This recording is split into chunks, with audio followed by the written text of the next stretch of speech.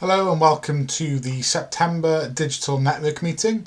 If you are currently watching this session back as the recorded session, please could I ask you to pause this video and complete the session attendance form on the screen. Sections of this recording have been removed due to copyright law.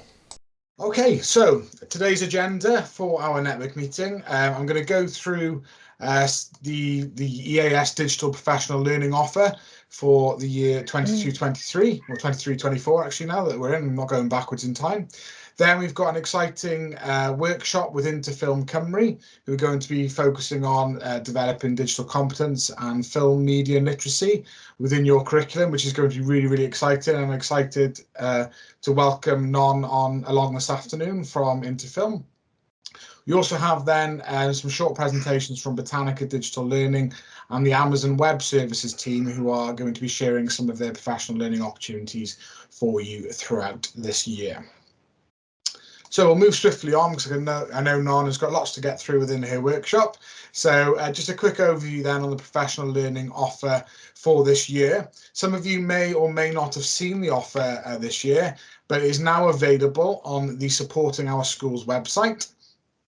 Unlike last year where we had a really big Excel spreadsheet for you to go through, this is now available in a PDF document that will be updated regularly throughout the year. The latest version, which is live as of the 22nd of September, is now available on the website, and all sessions must be booked through our dedicated booking portal, TicketSource. So it's a bit like Eventbrite. If you've used Eventbrite before, click onto the link. You'll need to put in all the details of your school and who you are and so on and so forth as you're going through. And that will then book you on to any of the sessions that you'd like to attend. If you'd like to have a look at the offer in full, it's not just the digital offer on there. You can click on the image or on the link there and it will take you through to the page to be able to access the whole offer. In terms of the digital professional learning offer and the specific things around digital, we have a number of opportunities for you throughout this year. The first thing I'd like to share with you this year is around the network meetings. And we're taking this in a slightly different route this year, whereby within each network meeting, there'll be a specific workshop that you will be able to attend that will be able to develop your digital thinking and your digital competence within your school. As you can see there across the screen, we've mapped out those 6 network meetings throughout the year, and we're hoping that each of those network meetings will essentially run alongside a particular theme within those meetings. So today we have Non from Interfilm, and we're looking at sort of the expressive arts and how digital competence fits through expressive arts. In our next session, Data Cymru will be joining us to show some of the resources that they have available, and it's a really some really fantastic tools around how you can look at data in a different way and how data can be developed, looking at telling stories and so on and so forth. Then we have Technocamps coming along in January to do some work around Scratch and developing Scratch within your schools. Britannica then in March, looking at humanities and how to do sort of good online source searching and research and doing that ethically and doing that as a sort of a rounded part of your curriculum. Then we have someone from Microsoft coming along in May to look at inclusive tools and how they can support teaching and learning in the classroom. And then the final network meeting of the year, which needs to be confirmed, is going to be an in-person event at the Thales Centre up in Abervale, and that will focus on health and well-being. So those dates are all there for you. They shouldn't change throughout the year. Please keep an eye on the digital network, and that will sort of keep you up to date on the sessions and when they are running. In terms of when they will start, it's a great question there, Catherine. Yes, all the network meetings will start at 2 o'clock. So it'll run from 2 o'clock until 4 o'clock. So it doesn't eat into too much of your time at the end of the day, but hopefully you can get released for that 1 hour towards the end of your school day as you go along. So hopefully that answers your question for you, Catherine. In terms of our professional learning offer then, we're really pleased to be running the digital leadership program again this year. This is going to be held over 4 days. And I'm really excited about this because we've kind of looked at this and began to adapt it to fit alongside the digital professional learning journey. So there are 4 dates, and each of the 4 dates will focus on a different strand within the 360 Digi tool. So the first date will focus on leadership. The second session will focus on professional learning and innovation. The third session will focus on curriculum provision and pedagogy. And then the fourth session then will focus on ed tech. And as part of those 4 sessions, they'll be held in 4 separate primary schools. So we're really lucky to have our partner schools on board with this.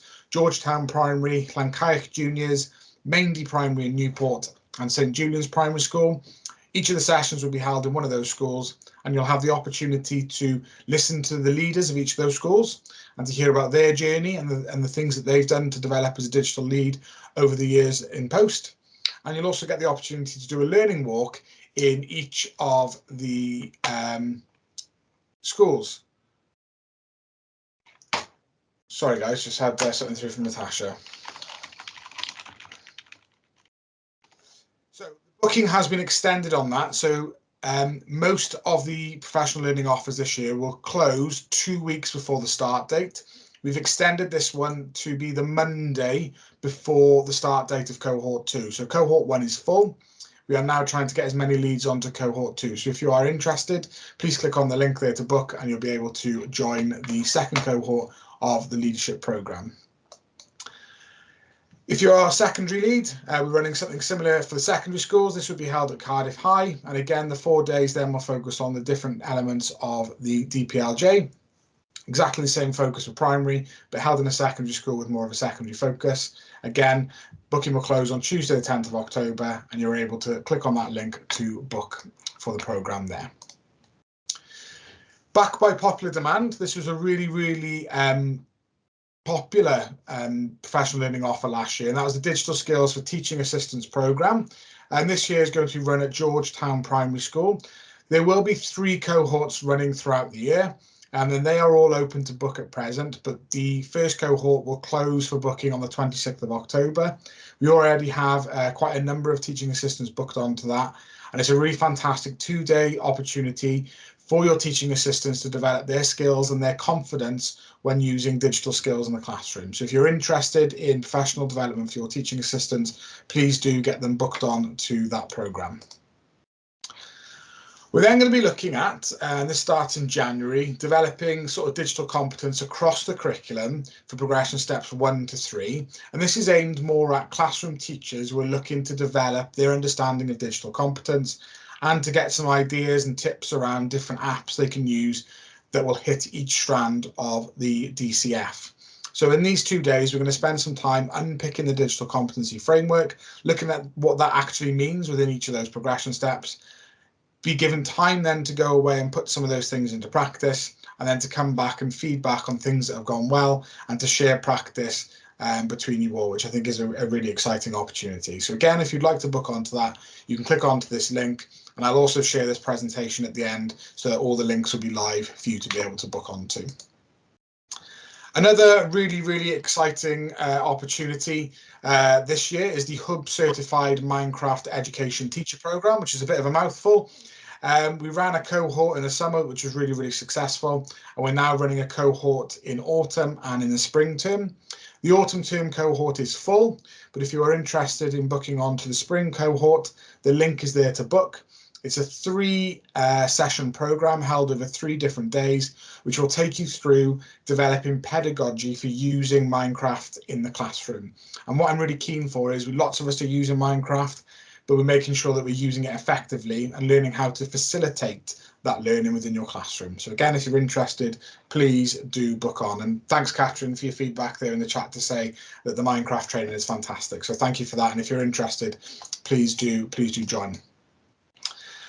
In January, we're going to be running a programme alongside Technocamps developing computing for primary teachers. Now, this is a programme that Technocamps usually offer remotely over 10 sessions, and I think they're sessions that run after school for an hour and a half. What we're doing is Technocamps are going to be working with our digital leads to sort of do a train-the-trainer model where Dale at Maindy will be able to deliver this program on behalf of Technocamps. Rather than doing that as a 10 session online thing, we're going to condense it into 3 days in person. So you've got somebody there and you've got the experts there in the room to help you develop your sort of computing knowledge and your computer science knowledge within your curriculum. So if you're interested, again, please do book on to that. The final offer then, as part of the offer then, is specifically aimed at newly qualified teachers, and we're really delighted to have St Julian's Primary School delivering this programme for us. Over the 3 days, NQTs are invited to have a deeper dive into the DCF, upskill themselves in terms of the technology that's available to them in the classroom, and to really unpick how to plan and teach digital competence across the curriculum. So if you have any NQT practitioners in your school and you think this would be a benefit to them, please do share this with them, and it will help with their early career development. Likewise, if you have somebody who's in their second year of teaching who think missed out on this opportunity last year, then this may again be useful for them, and you're more than welcome to book them on to this part of the offer. Okay, outside of the EAS offer, and this is a really, really exciting one, the EAS and Central South Consortium have been working together alongside Hub and the team from Apple to put on a conference titled Delivering Curriculum for Wales with Apple. Now, this is going to be held at the ICC in Newport next to the Celtic Manor on the 15th of November. It's a free event, and on the day you are going to have the opportunity to look at how Apple technology can support your delivery of curriculum for Wales. There's some really key speakers coming along from Apple, and there'll be breakout sessions for primary teachers and secondary teachers looking at creativity with Apple in the classroom in the morning, and then looking at developing sort of coding and the computing skills in the afternoon. So please, please, please get yourself booked onto that. This is open to all delegates in Wales, so I'm really keen to get as many delegates from the EAS to this event as possible to make sure that we're using that Apple technology in the classroom as effectively as possible. Again, to book onto that, you can click on the link or scan the QR code there on the left hand side, and that will take you through to the booking for that event. Final couple of updates from me then, and these are from the Hub team. Just a reminder that there are 3 things that Hub are looking at the moment. The first QR code there and the picture is around making sure your school is signed up to receive the free 30 microbits for your school. So that is the equivalent of about £450 worth of equipment. So if you haven't done already, please click on the image there for microbit, get your school signed up, or scan the QR code. The second image there relates to Hub requiring some feedback on the Hub platform. So if you've got any burning issues that you'd like to share with Hub, or anything you'd like to celebrate about the Hub platform, please do engage with that, because without your voices, Hub will not be able to develop any further. And then the third image there then is around Google training for teachers around the Google Level 1 Educator and Google Level 2 Educator. So there'll be a number of workshops that Hub are running alongside the Google team there. So please scan those images, scan those QR codes, or click onto those images if you are interested in any of those. The final thing then to share in terms of Hub updates, and these were really, really popular last year. Dom Trainer, who is part of the Adobe team, is offering a number of workshops for digital leads. It doesn't have to be for digital leads. I know a whole class have taken part in these events over the coming term. So as you can see there are a number of dates and times, all related to different areas of the curriculum or different events that are happening. So we've got a session on Black History Month, there's some on National Poetry, Recycling Week, Halloween, and so on. Really, really engaging and exciting. So if you're interested, please do book on to those opportunities for your classes. So I've kind of whipped through all of the offer there for the EAS. I'm hoping that there's something there that you can engage with, and you feel that there's enough there to be able to support you and your school with your digital journey. But what I'm going to do now is I'm going to stop talking, and I'm really excited about this part of the session, because I'm going to hand you over to Non Stevens from Interfilm Cymru, who's going to take us through a workshop over the next sort of hour, looking at developing film literacy and digital competence within our curriculum. So diolch Non, I will hand over to you. But first of all, I just thought I would share the Interfilm website. This gives you quite a good idea of who we are and what we do. So Interfilm is a film education charity. We support educators from across the UK to kind of, I guess, embrace and integrate the use of film into their classroom provision. So we want educators to feel confident, skilled, supported, to really embed film into whatever theme, topic, concept, whatever's driving your learning, whatever framework or area you want to cover within your classrooms, the film can be that avenue and medium to engage with and to support you with your whatever your endeavour or aspirations. Interfilm is a charity. We're funded by the BFI through National Lottery funding. You can go into the Interfilm website, you can create an account. So you could go to here, top right, create an account, and then you will be prompted to fill in a form and give us information. Obviously, that's you can, if you've got time, read our data privacy information policy, but that's stored centrally. And then as you go through the process of starting an account, you will be asked to provide information about which school you work for, and then all of that then, you know, is there for us to be able to track and monitor your use of the website, but also then engage with you, send to you the most relevant information to you. So you might want to decide to give us that information via digital lead so that we can then obviously signpost you and send newsletters around the most useful and appropriate resources of interest. You can go to the website, you can create an account, like I said, and then you can find films. So you might want to choose a particular film and a particular subject, topic. I'm going to talk to you about digital literacy skills and digital competency framework and links in a second. But this is just to give you an overview of what we do. So you can go to the website, filter by age, topic, length of film, and then you'll be able to pick a film and show that in your classroom or extracurricular film club, and then stream them into your schools. A school does need a public viewing screening licence, which is called the PVSL, to be able to screen the films from our website. But if you do have the PVSL in place, then all these films are available to you at your fingertips. Our system will know if you have the PVSL. So once you've created an account, you log in, if you're on school ground, it will automatically know if the school has a PVSL, and then the films will stream. You can see that we provide the certificate for each film. Again, you know, you could have that conversation with your young people about certificates and what makes something age appropriate, and linking back to digital competency. But also we provide an age range. So just because a film has had a U doesn't necessarily mean that it's going to engage or be appealing for young people that you work with. So we also provide that kind of specific age range for you as well. And the length of the film. And then when you click on the film, you'll be able to screen the film and play it into the classroom. There's a synopsis of the film here as well. And then if you scroll down, you'll see other related films linked to that theme or topic. And any review is written and submitted by the young people that have watched the films on that page as well. So that's where the films are.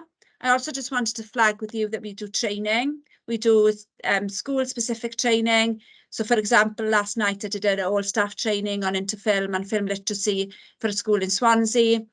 You can book us to do online for free. In person, there might be a cost implication, nothing major. But we also have online training sessions and modules so you can follow in your own time. So, for example, here, if you're interested in making animations with your young people, you could follow this training session. It's a very short course. We delivered it with Ardman, the people behind Wallace and Gromit. You can do that in your own time, if you have your own time. And you can come back to it as and when you want to. And then all the resources linked to that training course is available to you as well. And this one is also of interest, maybe, especially for secondary school educators. This is a pack of training provision around the theme of relationships on film, looking at cohesive control, consent, obviously quite topical at the moment with all the things in the news around some celebrities. But also you have healthy relationships, and this also looks at online relationships as well as face-to-face relationships, but dealing with conflict, dealing with what makes an unhealthy relationship, communication, getting to know someone, you know, and going beyond maybe profiles, online profiles, to get to know the person behind the profile. So there's quite a lot of different training options here. Again, for free of charge, you just create an account, submit the information about who you are, which school you represent, and then you can access these training courses as and when you want. I find myself dipping in and out of some of them based on, workload and capacity. And then just finally wanted to flag resources as well before I go into the actual training or sharing information further.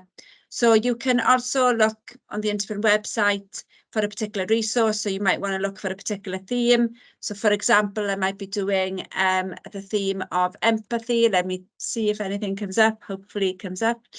And you'll see that we have resources linked to empathy.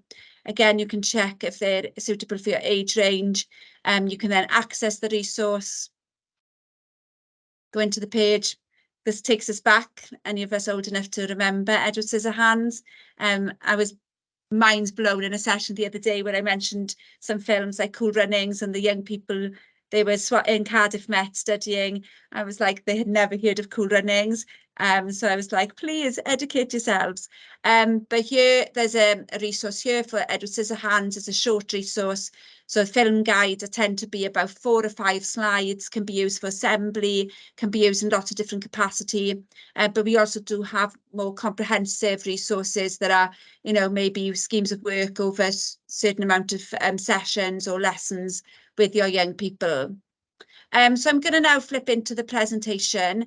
Can someone just nod to tell me that you can now see the presentation, not just the Interfilm website? Great, I can see you nodding.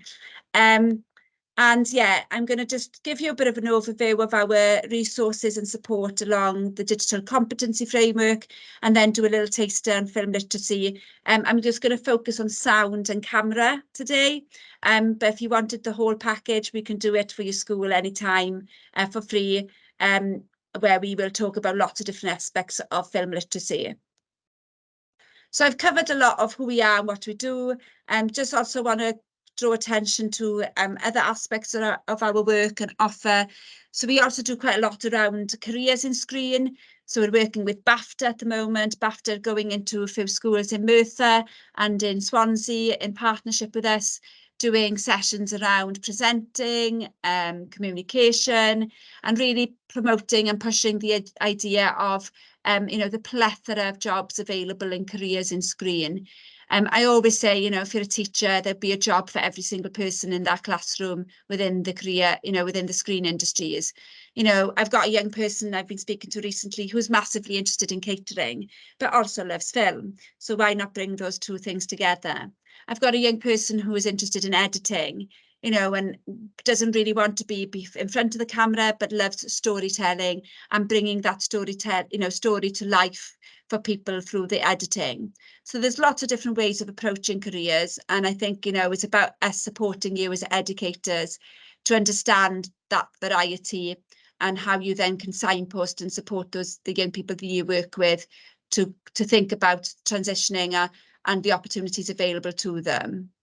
We also have other things available. So, for example, I really wanted to push this today. We're currently recruiting for our Youth Advisory Council. So we're currently looking to recruit about 7 young people from across Wales to be part of our Youth Advisory Council. They basically just need to love film, and then they join us every quarter for a meeting between 10 and 12 on a Saturday morning. They give us feedback on our resources. We might ask them what they think our themes for our film festival should be. And then we also in return upskill them. So they might go to events for us. We might do skilling sessions around filmmaking. A few young people, so a young member called Joseph from Cardiff went to Warner Studios for us over the summer to a careers event. We've got an event coming up for our youth council in December with Industrial Light Magic, who are the biggest VFX company, one of the biggest ones in the world. So there's, if you know any young person between the ages of 10 and 18 who you think would really benefit from joining our youth council, do get in touch. We can share the link with you. The deadline for applications is 2 weeks' time. They can send a video, they can write in. There's lots of different ways to apply. Okay, so coming to our link to digital competency framework. I've tried to kind of fit in the DCF, but also thinking about your roles as digital leads, but also your roles just generally in the schools as educators, teachers in your classroom, and then how film can support, different aspects and different objectives that you may have. So I've picked out some different things or strands or terminology or phrases from the digital competency framework and try to align them with our offer as Interfilm. So digital citizenship, so how to be digital citizens who contribute positively to the world around them and who critically evaluate their place within the digital world. So from our perspective, this will very much come into play when I talk to you about film literacy at the end of the session. But for us, it's about supporting young people to question, to challenge, to use their critical thinking skills, to analyse, to decode, to not take things on face value and to interpret what they're seeing. So here it's about giving them the skill set to question, like I'm saying, the colours, the story, the editing, the camera shots used, how someone is positioning something to an audience, cinematography, directors, producers, the whole process of making content has been massively thought out. These young people are consuming content on TikTok, Instagram, YouTube, films, TV, wherever they're consuming it, they should be thinking, okay, has this been used for a purpose? What is the potential impact of what I'm consuming? Am I thinking of it through the eyes of the camera, or am I thinking of it through my own eyes, and questioning and thinking about what I'm consuming? And this is true also for gaming. Colour storytelling is, there's all of the things that we cover within our film literacy applies to storytelling and gaming. Camera shots are used in gaming, the narrative, the way that a story is conveyed, the way that we're trying to, encouraged to think from one character's perspective. Whose eyes are we seeing things through? It's all there to have that impact. And through film literacy, what we're trying to do is, equip them so that they're skilled and confident in being consumers in the world that they live in, and through what you give them in school, but also that they take that and apply that into whatever they're watching and consuming at home. So it's about exploring and responding how content is made, but also then, when they're making their own content, they're thinking about the audience, they're thinking about the impact, they're thinking about, should I be using this music? Should I be using this edit? What does that edit, what kind of impact and effect is that editing having on the audience? And we will come back to this at the end when I will be kind of decoding sound, decoding camera shots with you. On this slide, you will also see reference to other resources that we have. So we have, this is quite old. Some of you might not even remember Johnny English, and some of you might definitely not realise that he was Mr. Bean and know what Mr. Bean was. But Johnny English, we have a resource on Johnny English linked to spycraft and protecting your online identity. So that might be of interest to you. It's been really popular in primary schools. But we also have a Staying Safe Online resource and specific resources linked to films around online safety. So, for example, the film 8th Grade, which is really popular in secondary schools, looking at, identity online and sharing personal information versus also, having this profile, online profile, compared to your maybe day-to-day persona, and, those kind of things that young people face in how much do they, share with the outside world and so on. We also have a review writing resource. Again, this is linking back to digital competency when you're talking about, getting young people to deconstruct, thinking about sharing their opinions, evaluating, understanding something is made for a purpose. They can write reviews on Interfilm website, they can share them with an audience.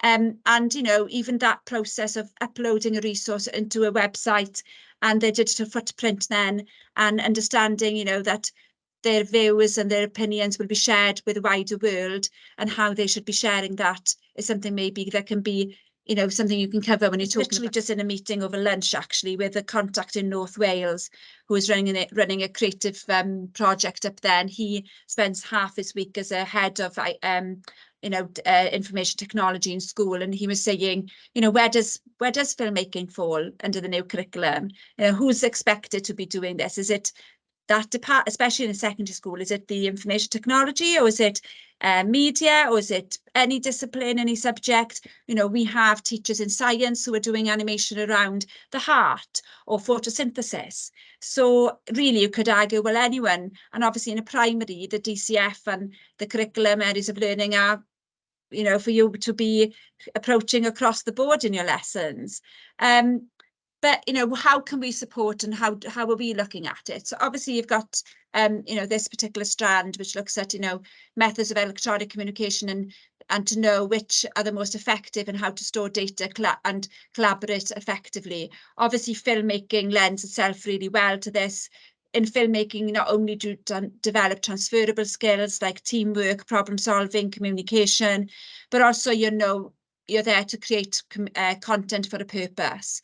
All of our resources are there to help young people structure what they're doing, to understand the different steps in the production cycle. So from pre-production through to production to post-production, to then sharing your content. Where should it go? Who should I be sharing it with? What kind of certificate would I give my film if it was to be broadcasted or distributed into cinemas or used widely?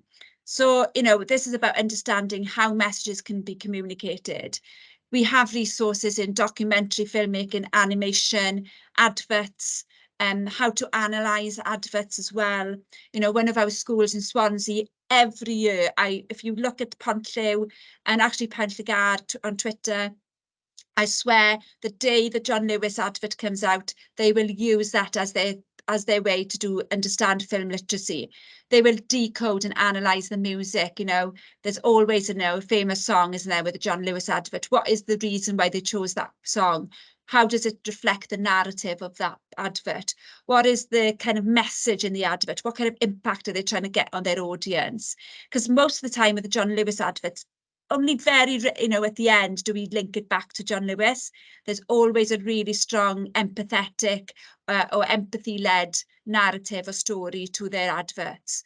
So decoding, understanding an audience, how and why something is used and how it's tackled. And, you know, coming back to when they're making their own content, they will be thinking about all of those things and how to best convey their message or method, which method of communication to use, because documentary is different to, you know, an animation is different to an advert is different to a live action drama. So picking out the most appropriate way and then thinking about where and how to share that information with their audiences. We do have also resources with the BBFC looking at certification, and we're doing sessions with them soon.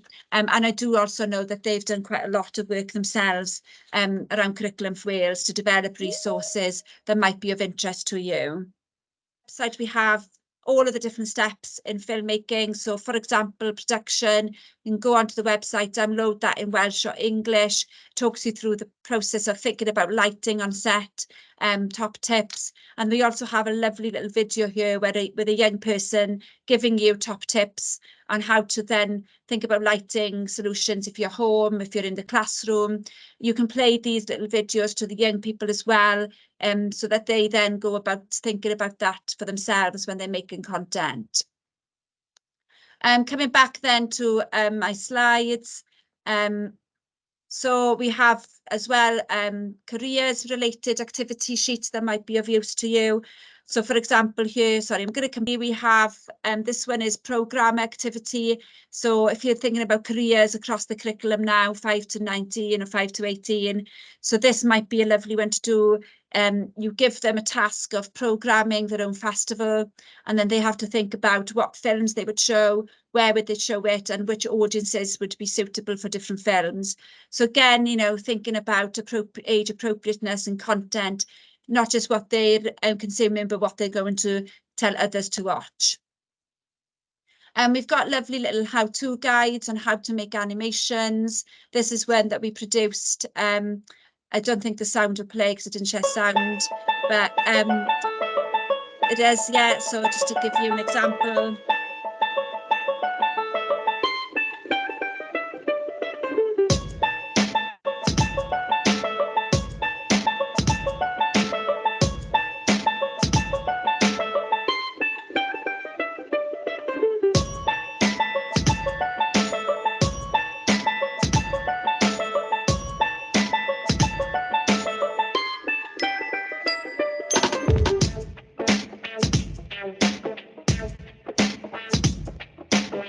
So I'll play all of that, but that's a 4-minute introduction to animation. Again, you can play that in the classroom. They can come back and forth to it. We've got other versions as well for educators. We've got resources to talk you through the steps of animating in the classroom. Lots of different worksheets that you can download and distribute, like story mounting, things that, you know, just to help you put a structure to your content as well, because what we see a lot of the time is give kids an iPad so they can make a film about aliens or blood or, you know, anything like that, but giving them a structure, beginning, middle of an end is something else that we want to encourage them to think about. I was in North Wales doing a session with teachers, and we gave them an iPad, and I went out to the car park, and one teacher was driving a car, the other was on the bonnet. So that was, I don't know what kind of thriller film they were thinking they were going to make in 10 minutes, but they were having the time of their lives. I guess take a teacher out of the classroom, but you can't take the classroom out of the teacher type. But yeah, so digital producing, obviously creating content, but also then thinking about, you know, selecting the right type of sound effect, type of music, voiceover. Again, here thinking about maybe, you know, tone and impact of that sound, sound effect or music. You know, to think we all can think of a love story of a romantic comedy we've watched where the film, you know, the love song is what pulls you right in and you're starting to cry because you're in the emotion of that particular clip. But also it's about copyright, thinking about, you know, then getting them to learn about, you know, do they have the rights for that music? If not, how can they make sure they do? If not, do they produce their own content? Thinking right through to, you know, understanding like, you know, things like legally. We've got a fantastic intellectual property resource here where we're using a youth-made film as the stimulus for the conversation. So this film, See What You Did, basically 2 young people make a film and the parents find the film and watch it before the young people screen it. So that's, you know, idea of piracy, also respect, legal consumption, you know, making sure that you're respecting other people's work, that you're giving it, you know, you're making the right decisions around these kind of things. But the idea here is very much about empowering young people, educating them, encourage them to become, you know, creative, obviously use their creativity, but also, you know, understanding that, you know, to value their own work, but the work of others as well. And if you think about, you know, ownership and digital competency here, there's no kind of better way of doing it than getting them to make something and then really kind of understanding how they're going to share that so that people respect what the amount of effort and work that they've gone into to produce that in the first place. So coming to film literacy, I will do in a second. I also just want to flag this resource that we have. This was produced a few years ago in Australia, and we worked with teams in online safety in Australia to bring this over to the UK. We have it in Welsh and English. This is about understanding malwares and how malwares can cause harm. If, you know, download different softwares onto computers, what can be the implication of that? Cyber safety, copyright, lots of different things. So I'll just play a quick clip of this just to give you a taste. So with this resource, we have a little animation and then a resource with different activities linked to the animation that you can use in the classroom. Oh, hey, I'm malware. I'm a computer virus and I hang out on illegal sites. There are millions of us and we spread like wildfire. I get inside your devices, have a poke around and invite my friends.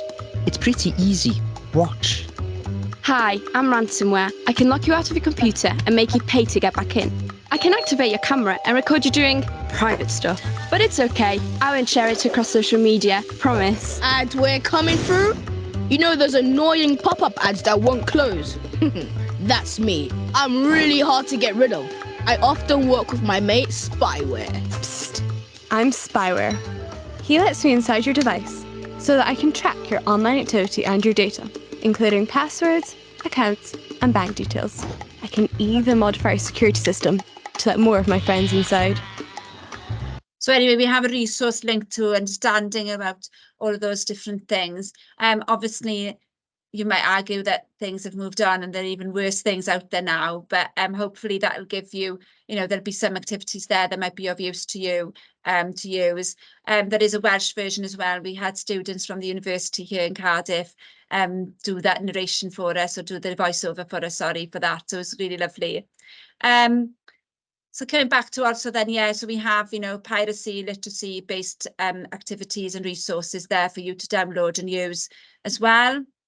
And then if you are making films, we do have quite a lot of guidance around copywriting and what we would suggest, obviously, different ways of approaching what can be used and what can't be used when you're making your own content in schools. So now I'm going to go into a quick taster on film literacy. I think Ella's going to join about 3, but hopefully she'll be then able to do her session from about 5 past. So this should take about no less than 10 minutes. So when it comes to film literacy, like I said at the beginning, we can do a full film literacy session for your staff at any time. Just contact us. It takes about 90 minutes and we'll do it online for schools. I've done 3 this week and I'm doing 3 next week. And basically, when it comes to film literacy, I guess what we want you to think about is, coming back to what I was saying at the beginning, this is about giving young people the opportunity to decode and analyse what they're watching. And we very much break it down to a very simple way. So the 3 C's and 3 S's. So camera, character, colour, story, sound and setting. So 6 things there. And if you get the young people to focus on all of those 6 things in their turn and learn about those 6 things, then they are having the opportunity to understand those 6 things in their own right, but also then see them as they're used across the board in a production, but also when they're making production or making content, they will think about these 6 things as well. They will think, what type of sound effects do I want? What type of music? Who is my audience? And what should I be using here? Do I have the rights to use these things? So I'm going to just cover sound and camera, but I can do the other 4 things if you want to talk about it with me. Get my email at the end, and then we can come in and deliver a more comprehensive session for your school. So here she is, Ella. So yeah, I'm going to just talk about sound firstly. We have what we call prompt cards on the website where you can download the prompt cards and give these to your pupils. So we do an activity called Sound On, Vision Off a lot. This is where you play a clip from the film and the children or young people don't know the name of the film, where it's from, who it is, where it's based, anything about the film. And then you get them to respond to the sound in the film. Now, the reason why we do this as a starter is because we tend to forget the impact of sound in a film, unless someone points it out to us. So like I pointed out the difference in the music in those 2 trailers for Mrs. Doubtfire. Obviously you would have noticed it yourselves, but there was very different, you could see the contrast in the type of music used and the purpose for that. Now, when I played that to some teachers, they're like, is that a film about my life? Especially at the end of term, pressure, everything building up to something, that crescendo, that moment of fear at the end. But, give this to kids, they will think about, they will decode, they will question, they will take the clues from that clip and come up with their own analysis or own ideas of where it's happening, the colours used, who the characters, is it one person, is it multiple characters, where's it based? And it gets them to really focus on sound. This is a quick whistle-stop tour of sound, but also then you would get them maybe to think and learn about sound in content and in film. So, you know, thinking about gaming, these are all things that apply to gaming as well and can transfer over to gaming or virtual production or whatever. But we're thinking about, you know, getting them to think about the impact of sound. So first of all, they need to recognise, well, what kind of sound would they be able to hear from something?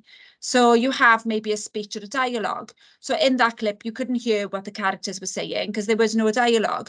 But you could give the task to the kids to think about, okay, if you were to get the characters that you think are in that clip, what would they be saying to each other?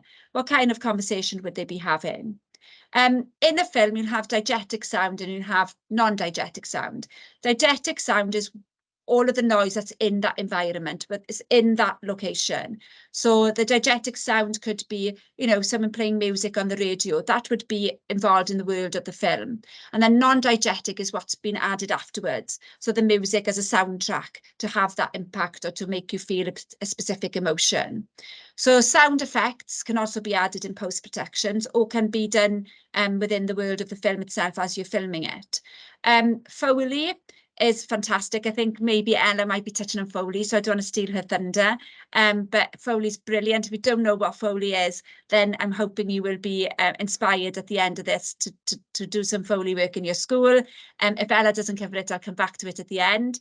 Then you have the musical score, obviously, like we've mentioned. You might not have any sound. So, for example, in that clip, there was a break. So that's there to create enigma, to cause that tension. What's happening? Is there something else gonna happen? And then you have also background sound. So if you're making films in school, you know, there's inevitably you'll have background sound. Someone will be walking past, there'll be kids in the yard, the little bell might go, the chair might move, you know, obviously not on its own, but there will be different sounds that in that environment that you can't control. We do quite a lot of work around film literacy. So just to give you some literacy-based activities that you could do with that, because bearing in mind, I know not all of you are here just to, you know, with your digital literacy hat on, but general, you know, teachers in the classroom. Sorry, I didn't mean the general. That sounds really patronising, but you know what I mean. But, you know, you could use that to lead to prediction activities where children and young people are writing their own creative writing linked to that clip, writing their own story, coming up with a storyboard to go with that clip. So what's happening? Where is it happening? And what's happening next? You could get them to have a props bag, take props out of the bag to connect them to that piece extract from the film and so on. Also an activity we've done is get them to use GarageBand. So that's the first clip of a film. You've heard it, you haven't seen it. Why don't you make the clip that, you know, for the music or the soundtrack that would happen next? So using the app GarageBand and producing your own kind of piece of, you know, composing your own clip. So this is an example of one that we've done that might be the follow-up, the next scene to that particular clip.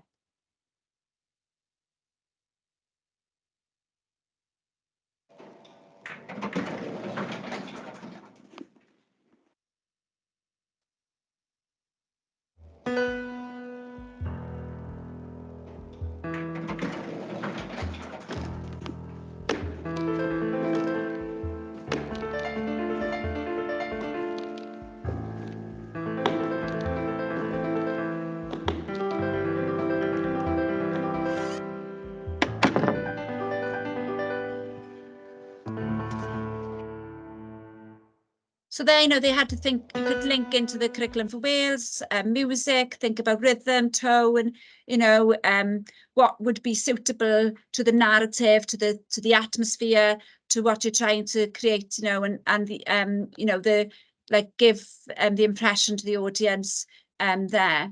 And then I'm just going to cover camera as well. So I think this is also kind of overlooked sometimes within film and really understanding, you know, why camera angles are used and what's the kind of, you know, the purpose behind them. Every single shot will have been mapped out by the, you know, director, the cinematographer, the camera operators, everything, every single thing, you know, it's not by coincidence these things happen in a film. So again, you could use our prompt card, share this, get them to, you know, watch a particular clip of a film and then respond to the clips and the different shots used.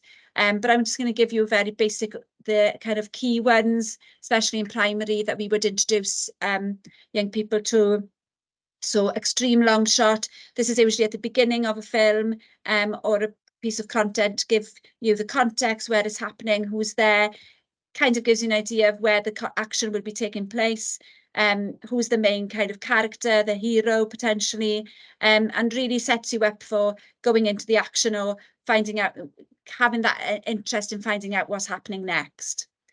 Then you go into more of a long shot, which is a bit tighter around the object or the character. Still gives you surroundings and gives you the character in relation to what's happening. But this is very much about trying to draw your attention to something more specific in that shot. And as you go through and through, you will realise that that's the purpose. So mid-shot will be more trying to get you to focus on the clothes or the costume or the expression or the emotion on a character's face. And then right through to the close-up and extreme close-up. I always think of the extreme close-up in, kind of is the kind of your, as an audience, the eye to something that the characters within the scene don't see. So this is like used on purpose in a crafty and a clever way by the filmmaker to get you as the audience to watch or respond to something or understand something that maybe the rest of those characters won't know is happening. So, for example, I was watching Schitt's Creek the other day, and there was a close-up, extreme close-up on the fire extinguisher, making me realise that I know something that, those different characters don't know, that there's something probably going to be a fire or something happening later on that I should be aware of, or, to keep my interest as an audience member as well. Can you all see that okay? Yeah. So we started working with Interfilm Cymru after I went to a kind of training session, which I think was at the start of last year, which was just amazing because we were looking at trying to get film into our curriculum along with the new curriculum. So we were looking at things like the What Matters statements and thinking about how we can explore and experiment using film, really thinking about exploring and responding and creating, and kind of pinpointed those 3 words of how we could bring film in. And at the time, it wasn't something we were looking to kind of have a finished article with. It was more just, like I said, exploring, just having a go at using a variety of apps, using a variety of features and resources. And when I met Non, she gave me lots and lots of insight into what Interfilm Cymru can offer. And there are so many different resources on their website. So what I kind of came back and did after I had a little bit of my training was I held a staff meeting just to help other staff within our school, because not everybody felt comfortable teaching those film and digital media skills. But it was just about how we could use them, incorporate them into literacy, as well as obviously using the other side, the other mediums of expressive arts, looking at art, how we can incorporate that with our film. But even maths, we've used digital animation with, which has been really amazing. And we did fractions, and we animated our fractions, which was really good. So that was another way of how you can actually bring in more than one just kind of AOLE with film. So again, we listened to some of the training that Non had given, and we tried to bring that in to some of our work. So we kind of started off with a bit of a timeline. When we were looking at doing a movie timeline as such, when we went into film itself, I started off looking at the literacy and numeracy framework just to give myself an idea of what I would be kind of going towards skill wise, even though it's quite fluid, and we'd be going through the I can statements as well. So I thought about how I would sequence it, and how the children could kind of take ownership of that rather than kind of me giving them the idea and things. So in Glasllwch, we were looking to enhance our outdoor areas.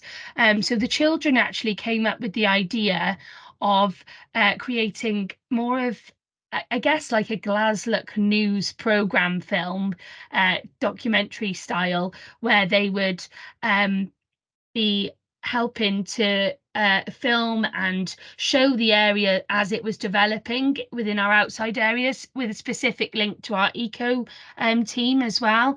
So we started off thinking about like the screenwriting, and there are examples when I move further on that kind of show how the children developed their ideas of what they would want to include within their groups. Some children didn't want to put their hands up and do kind of some of the main parts. That was okay.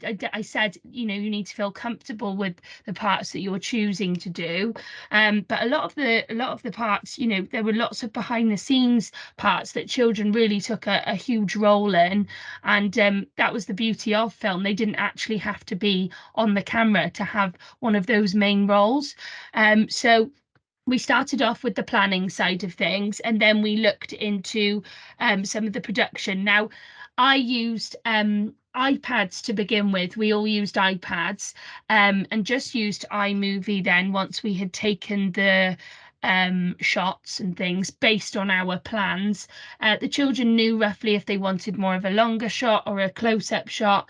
And then every time we got to a different stage, we would kind of rewatch that stage, even if it wasn't quite finished yet, and we would just add different ideas in, so that you're constantly responding, constantly reflecting and evaluating, and obviously using all of your AFL. So that was the kind of the production side of it and the post-production. And then we came to the distribution side, which was when we actually held a year 3 sharing event, celebration sharing event of our work, where the parents came in and we set up like a premiere for our film once we had completely finished it.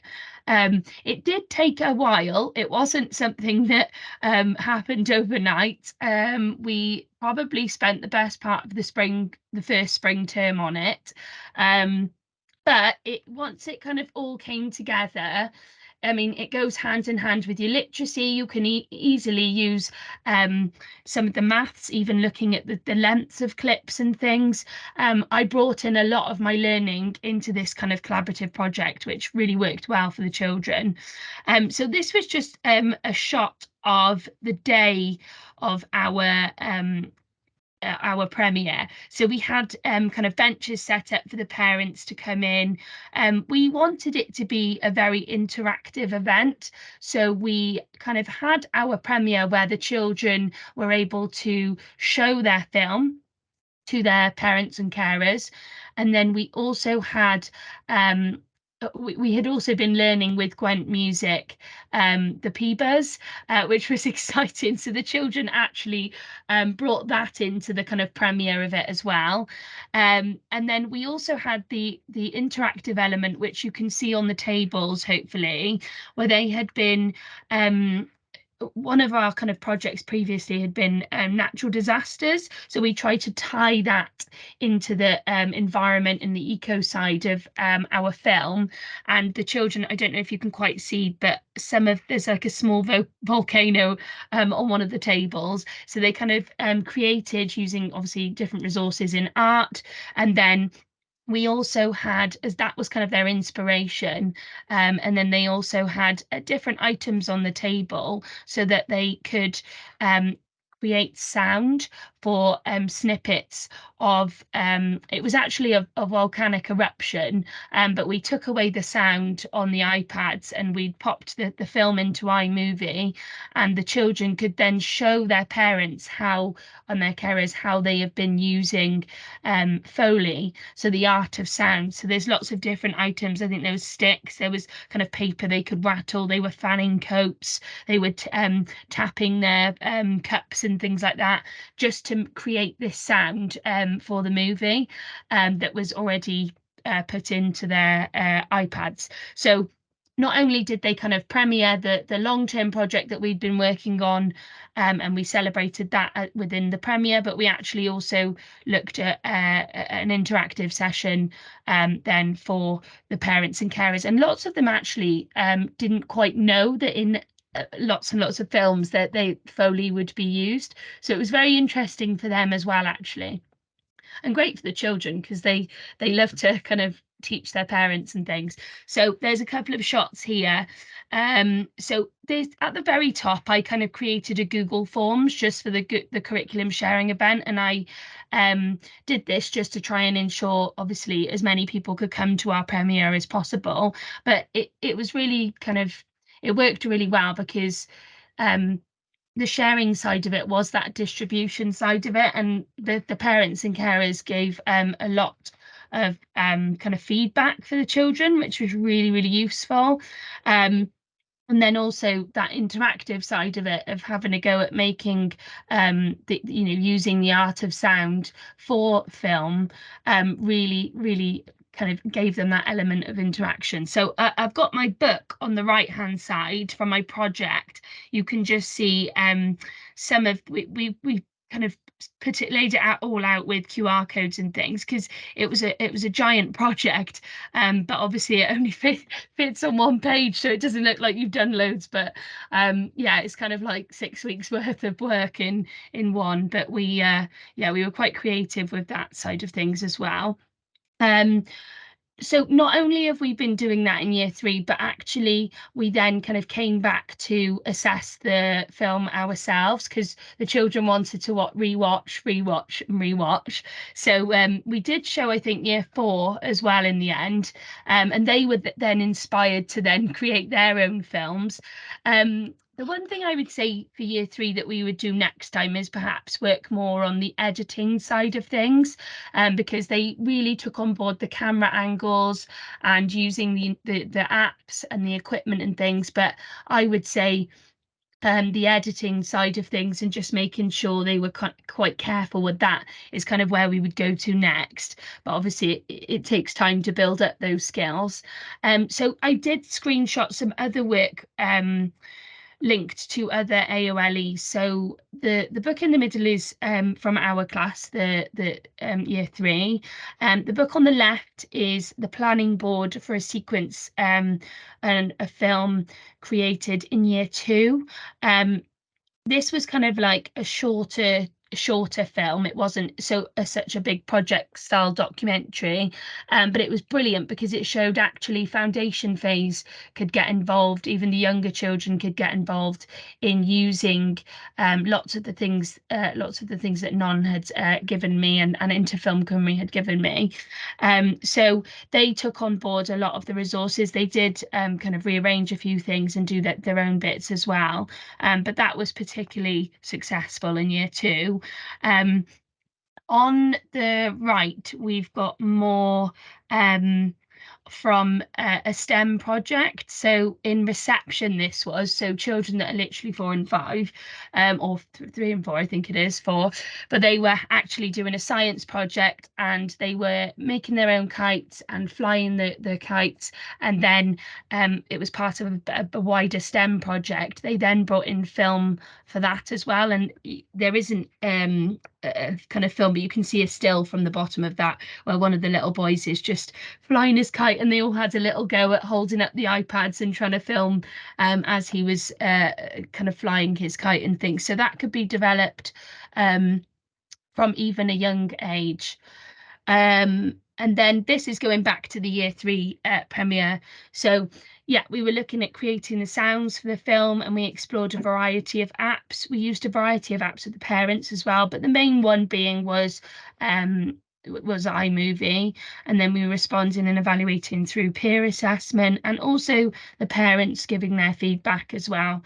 But it was such an easy thing it sounds like it's not an easy thing to bring in, but actually once you don't really need to go out and buy things. There's things in the natural environment that you can use, so even like leaves crunching, pine cones cracking, water pouring. If you find a film that and which you can do on Interfilm on the website, there's lots of things then that you can add to it.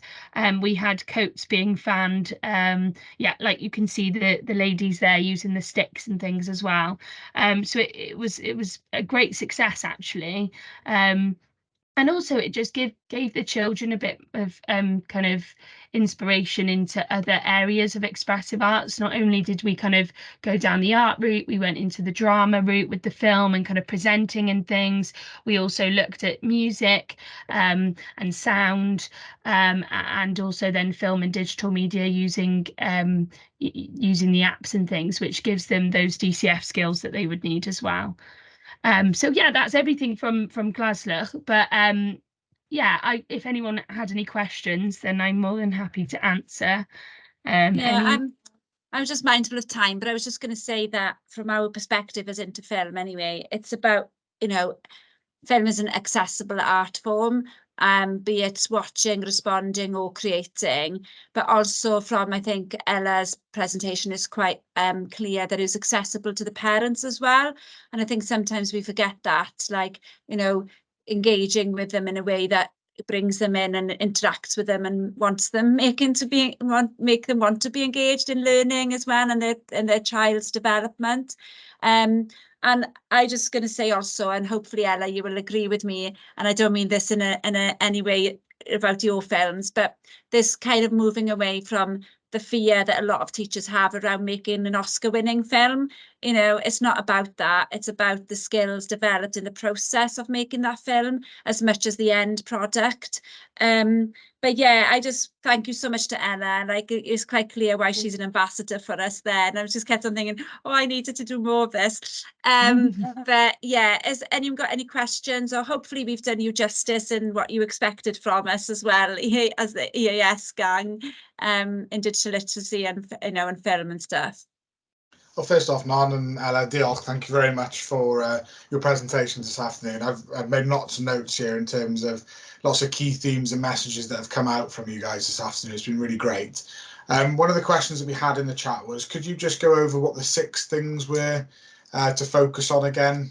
Yeah, sort of so in terms of the 3 filmmaking? C's, the 3 C's, 3 S's, which if you're a Welsh medium, like it's diet, which is not as, it doesn't roll off the tongue as easily. I would say if anyone's interested in 3 C's, 3 S's, that go to the Interfilm website and look up film literacy, and there will be a film literacy resource pack, but also Film in a Fortnight, which is where we cover all the 3 C's, 3 S's. That's like the approach. We break it down into 6 steps where you then approach the sound, the colour, the setting, the story, but also, you know, book us in. We can easily do a session for your staff. But yeah, so it's story, sound, story, setting, character, colour and camera. Diolch, thanks very much.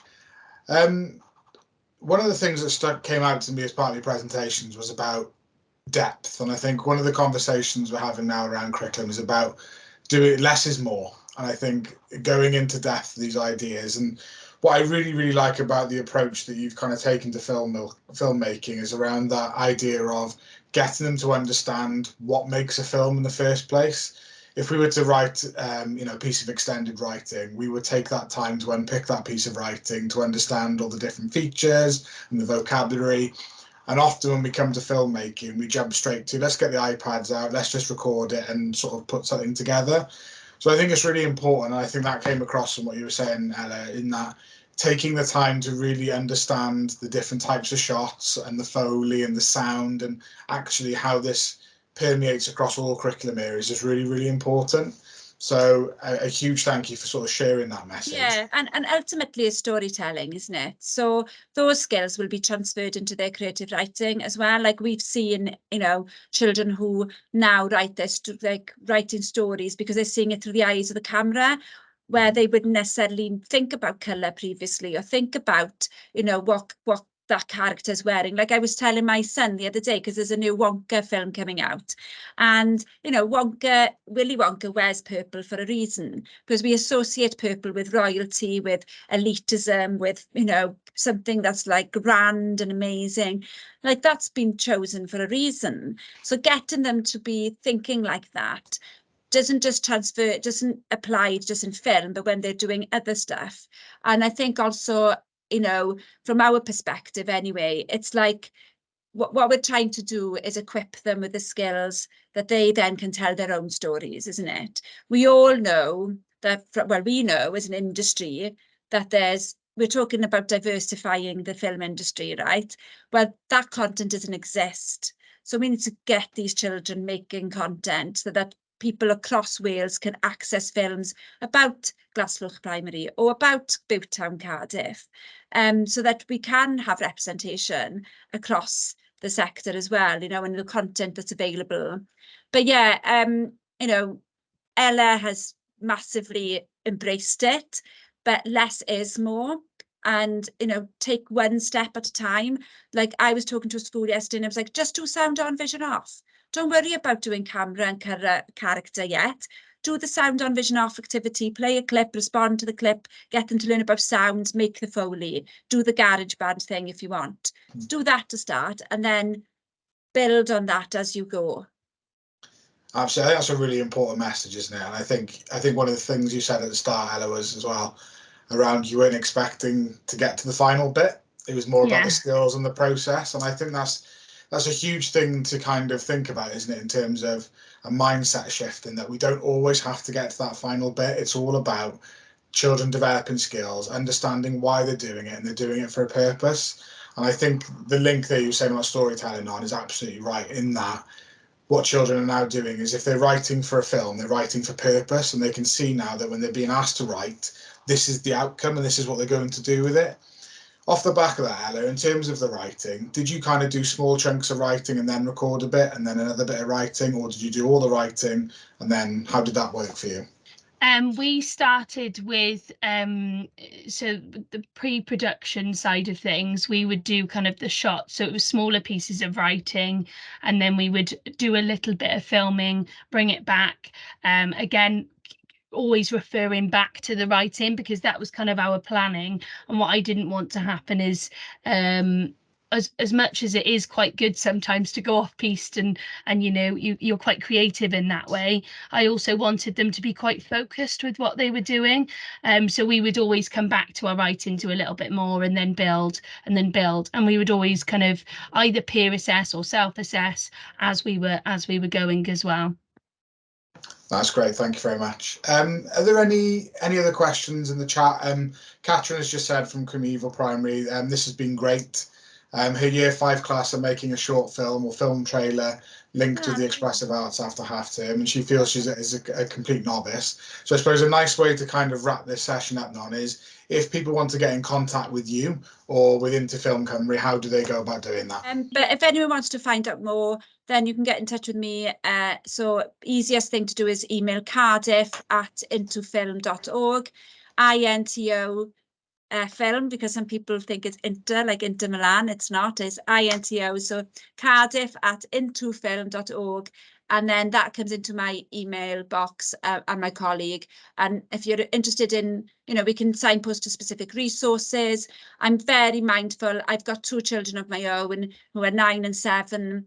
I am probably the bane of the life of the head teacher, because I'm like, film, come on, what's happening with film? And I went in, and this before the summer, and mapped out, went through their curriculum, and literally sat with them and thought, right, where can film fit in here? And I'm happy to come over to you to do that, if you're probably better than me at doing that anyway. But give us a shout and we can hopefully support you and your schools. Well, diolch both. Thank you so much for your time this afternoon. Diolch to Ella lovely as comments well. coming through in terms of Diolch. everything you've done. So diolch, and we look forward to working with you again throughout the year. So thank you. Okay, everyone, so we're going to move on to the next part of the session now. Really excited to have Hayley and Emma from the Britannica Digital Learning team here this afternoon, just to share with you very quickly some opportunities that they have around professional learning around the Britannica tool. As I keep saying to all the schools I go into, I think this is probably the most underused tool on Hub. So if you're not using it, please get using it. And I'm sure Emma and Hayley will be able to share some ideas now with you very quickly on how it can be used. So if I hand it over to you both, you should have a presenter, right? So thank you very much. Perfect. Yeah, so just to introduce myself, so I look after the relationship between Britannica and Hub, and also can be your main contact for any queries about how to use it. And then Emma supports me on the training side. So Emma's going to talk you through a couple of the different opportunities we have that can be, you know, your students, for yourselves as teachers, and perhaps if we have time, just a quick walkthrough of the platform as well, so you can get a feel for just where it is and how you can access as well. So I'll just hand over to you, Em. Yeah, no problem. Thank you. Hi, everybody. Thanks for having us join onto the call. My name's Emma. I coincidentally live in Monmouth myself, so I am local, which is great because it means we are able to provide in-person or virtual training sessions. So if anybody would be interested in maybe testing out a few of the in-person ones, then that is definitely an option. The purpose of the training sessions really is to get everybody familiar with Britannica and exactly what it is that you've got access to via the Hub platform. I did used to be a secondary school English teacher. I worked at schools in Cardiff and Swansea, and I had no idea that this sat on Hub. So I know that it's not being used as much as it really could be, and it is such a great benefit to both teachers and students. So the purpose of the teacher sessions would be to focus on how Britannica can support teachers with differentiation, how it can support with teacher planning. And then, of course, the purpose for the student sessions is to really encourage them to start developing those digital research skills. The sessions themselves for teachers generally last about 30 to 45 minutes. Perhaps in person would maybe take a little bit longer because they might just be that little bit more interactive. People might have devices in front of them, etc. And for the student sessions, I'd recommend probably about an hour, just because I go at a fairly slower pace, and to ensure engagement, remains throughout the session, really try to make them as interactive as possible and try to encourage them to have a little play around on the website themselves. So those are what we can offer. Happy to do those individually for individual schools. It tends to work best if it's a slightly smaller group. So as I said, happy to come in or happy to run virtual sessions. Alternatively, we have got a few dates in the diary already. So we are doing a Hub Presents, I believe, in November. I can't remember the exact date off the top of my head, but we will be at the Hub Presents in November. And then we have got a date set up for March next year as well. March seems like a long way off, but if that is the time that you can join, that's absolutely fine. I know your diaries do get very full, so good to know that that one is coming up. But if you would like to have one in the meantime, then please do reach out to us and we can get those booked in. So just a brief background, we're most famously known as Encyclopedia Britannica. So we're the creators of those hardback encyclopedia books, which are a global name. We're recognised all over the globe, but those books are no longer produced. About 50 years ago or just over, we moved over to a digital platform. So all of the content you'd expect to find in a printed encyclopedia is now available on a website, and that website is Britannica School. Everything on here has been written by an expert within their professional field, and it then goes through a strict editorial process by our team of over 120 editors. That team of editors ensure that all of the content is kept regularly up to date, and they also vet all of the content to ensure that it is safe and appropriate for students as well. So it is a safe platform for students to come online and research. Everything is written in 3 differentiated reading levels. Are you able to see my screen? I'm not that familiar with Teams. Yeah. We are, yes. Yeah, okay, great, okay. So you've got foundation, intermediate and advanced. The early learning level is very new to the site, which I don't believe you've currently got access to, so I'll focus on these for now. A foundation is aimed predominantly at primary school teachers and students. Each level has its own respective homepage where there are a range of different research prompts. And then when you actually carry out a search, you're taken onto the search results page where you can find articles, images, videos, external website links, dictionaries, etc. And within the articles themselves, there are a selection of different tools, and this is where our support for differentiation really comes in. You've got things such as a double-click dictionary, meaning that students can click on any word within the article to see the definition. You've also got the option to have the article read out loud. You've also got a translation tool for any EAL students within the class, so they can translate the article into over 100 different languages. I do also believe that Welsh is available there, so you can translate the text and then see the original English alongside it as well. Students have also got the option to create their own personal area within the website, meaning that they can save resources and create packs of their own as well. And that is something that we do go into in quite a lot of depth in the student training sessions, and one that we encourage them to set up throughout and to have a little bit of a play around with and create those resource packs themselves. But that is a very quick overview, a 2-minute overview of the site, but I don't want to take up too much of your time, but hopefully it's just ignited a little bit of interest in Britannica School. Diolch, Emma, thank you. I know that we've got a session booked in for later in the year. I think we're going to go into a bit more detail, aren't we, around sort of research skills and those kinds of things for teachers. So I know we're all highly anticipating that and look forward to you joining us later in the year. If schools wanted to get in contact with you both around the workshops for students, how would they go about that, please? Emma, should I put the training email in the chat here? Because that will go direct to yourself and you can just schedule them in. Yeah, then. that would be the best contact probably. Yeah, so it's just training@britannica.co.uk, isn't it? Yeah, the easiest one to remember as well. Yeah.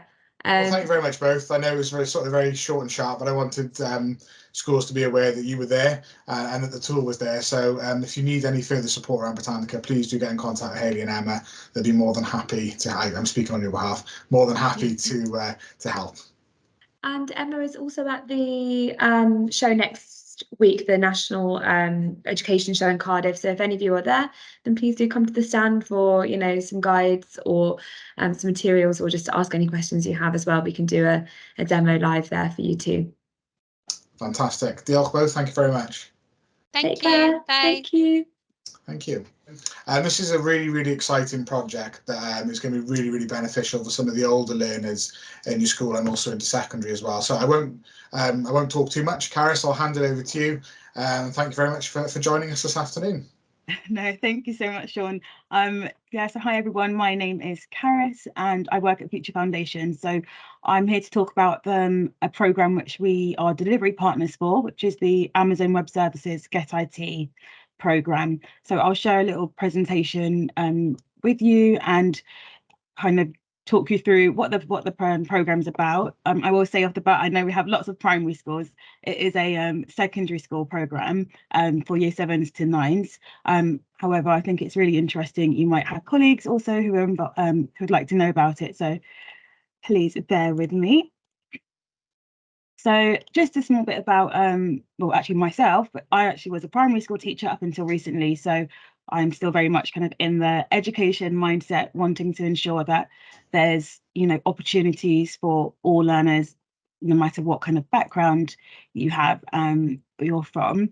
So as Future Foundations, our company, we are a independent youth development organisation. So there's several different programmes that we either run or we're delivery partners for. And our whole mission is really equipping young people to thrive. So in terms of the AWS GetIT programme, we've been with them since it started in 2018. And it's really about looking at digital skills for our young people. So even though we think Amazon or AWS is quite obviously it's a massive, you know, it's a company, global company, it's really localized at the program in terms of us as delivery partners. So you'll see the team, you'll mostly hear from myself and Louisa, and we have that really nice kind of contact and build the rapport with schools supporting them. So the program itself is kind of looking at coding is great, but there's more to kind of technology than just coding. So this is a fully funded program and it's taking your young people through the design thinking process. So what it takes to design an app, what are all the steps involved, all the careers available in order to do that. And the outcome will be designing an app for good. So also looking at the kind of local community and environmental challenges, and that will be their basis. So lots of our kind of app submissions are based on, sometimes it can be based on immigration, it can be based on like eco policies. You can, as kind of much as they want, there could be something really specific to a school, their app design. So they'll be introduced to some soft skills and real kind of basic introduction to technology and cloud services. So the program is for 12 to 14-year-olds. We have been told but actually in Wales this year we can have it also for year 7s. So that's great. So you can actually start from year 7s to your year 9s. The programme works really well, whether it's an after school club, a lunchtime club, or embedded within the curriculum. Your work in teams, your pupils work in teams. You put them in diverse teams, and that's diversity in terms of, it could be gender, it could be ethnicity, social and economic backgrounds. It really is up for the school to decide how you would like to ensure that you kind of show diversity within each of your teams. Before I show that, I think, so we have a resource hub, and that's how you access the content, and it's called Canvas. It's just a simple website that can be accessed offline and online. So you can kind of take it away, do it for home learning. There's lots of different ways in terms of how our teachers like to deliver the programme. So there's a welcome video that you'll have access to, as well as resources. So each of your students will have a login on their own. It will tell you roughly how long each module is and kind of the content. So there's how-to videos, a programme overview, activity sheets, and student workbooks if you wanted kind of an offline guide. Some of our schools have done it as kind of a peer mentor workshop, so or programme. So they've asked their kind of year 12s to support year 8s or to support year 9s delivering the programme. Some teachers kind of just choose to let their pupils just go off and do it on their own and just do different check-ins. So there's really lots of different ways to make this programme your own. So the outcome I mentioned is a app portfolio, a app for good. So these are some of the templates that you would find as you're working your way through the programme. Of course, it would all change based on each group's kind of individual and creative ideas and plans. But it really is, it takes you through each step. So we have a programme overview. I've got a QR code if you'd like to kind of look at that in more depth, and you can see kind of comparing the icon statements that you guys have on the digital competency framework. We'll see how that aligns with the programme overview and some of those skills. So we have some Welsh schools kind of signed up with us already, and a couple of them are doing this within their curriculum, just using an older module that they've had and embedding it within their curriculum. So really varying ways. We also have some Welsh ambassadors, so they've been specifically recruited from the Department of Education. There's an inclusion team, and they've been recruited and working in partnership with AWS to support schools. So the ambassador works by coming in a couple of times, and the first point of call is them talking about their own journey into the STEM industry, maybe barriers that they've had. It's quite like a careers talk, but it really is there to engage and inspire the young people. The second time that your ambassador will come in, which will be at some point during one of the sections between 3 and 6, is to help each group with their app idea, so ensuring that it's not too big, that it makes sense, and that they've thought of each of the steps prior. There is an optional national competition, and that is 1 submission per school. So if you did want to submit to the competition, there's support that your ambassador can help with the finalising of the app, making sure that they're hitting the criteria of what the judges would like to see. If each team will have feedback, personalised feedback from the judges, so they'll have 2 pieces of feedback, what went well and areas to develop. So that's great. So even if you don't get to the final, you'll have feedback. If your team did place as a final, so that's the top 3, they will then have the opportunity to present their ideas, their app idea, in front of a panel of judges and have a finalist day at the AWS office in London. And again, as it is a fully funded programme, the transport from Wales to London would be fully funded. One of our finalists this year or last year was from Edinburgh, and they had a very long journey into London, but it was all funded by AWS, so it is fully funded. We've spoken about that. So just a couple of the reasons why to sign up are you have fully planned lessons. You don't have to do it in the curriculum. It's great to do in the club as a club. We've got lots of schools starting kind of towards the end of the year, so there's kind of no rush. We're kind of started the academic year after half term, closer to kind of like December. You can start kind of at any point at this year. There's lots of content hours. However, we have some schools who know they can only do around 8 to 9 hours of content. There's ways you can adapt to make it fit your kind of school's purpose and what you need it for. The programme, which I probably should have said earlier, is available in Welsh. So Welsh schools who aren't if they're not fully speaking Welsh, then you just have to let us know so we can also provide it in English, because it will just be automatically provided in Welsh. And like I mentioned, we've got really keen, lovely ambassadors who've been recruited from the Department of Wales, really ready to kind of get into schools in Wales and support our young people. So I will kind of give Sean some extra kind of information, but if you are interested or would like to find out more, the next step essentially would be to register your interest. So you can just have an application form and you'll speak to myself or Louisa about this programme further. So on a Teams call, and it will just be not signing up yet. We don't want to rush or make you feel forced. It's more about having a personalised conversation, thinking, is this the programme for us? How is it going to benefit our young people? And then we'll start getting you onboarded and assign you one of our lovely Welsh ambassadors. So yeah, thank you so much. I don't know if there's any questions. We've not had anything come through in the chat, Caris, but thank you very much there. It's something that when you and I spoke, I was really excited about, and I think it's a fantastic opportunity for our secondary schools to consider design thinking and think about sort of global issues and creating something for good, essentially, is what this is about. So if there are any schools who are interested on the call, please let me know and I can put you in contact with Caris and we can get you all signed up onto the programme. So Caris, thank you very much for your time this afternoon.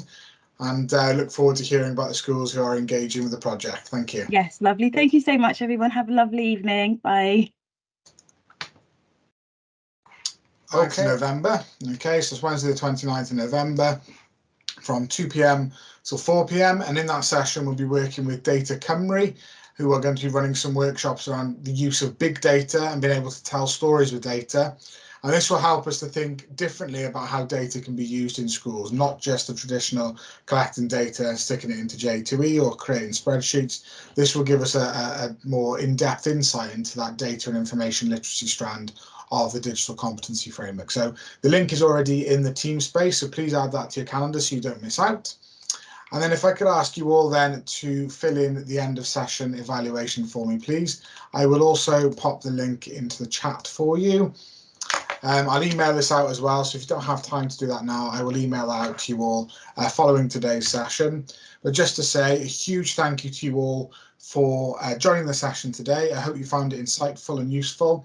If any support is required in terms of digital in your school, please do not hesitate to get in contact with me, and I'm more than happy to come in and visit with you, talk to you about what you need and put something in place to be able to support that digital journey within your school. So a huge thank you again to everybody. If you could take that time to fill in the evaluation, and I look forward to seeing you all again on the 29th of November. Diolch yn fawr iawn and enjoy your evening. Thank you very much.